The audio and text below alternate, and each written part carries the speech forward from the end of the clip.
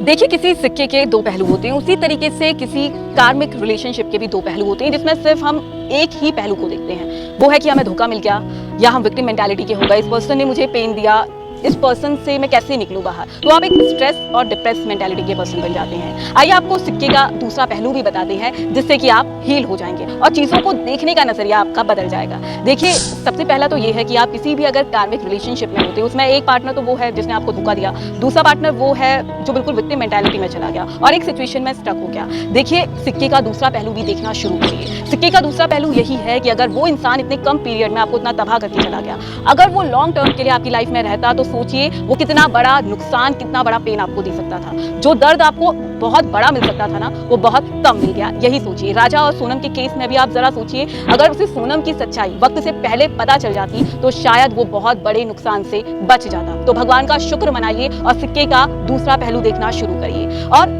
Second चीज जिससे आप हील हो सकते हैं, वो है एक्सेप्टेंस की भावना।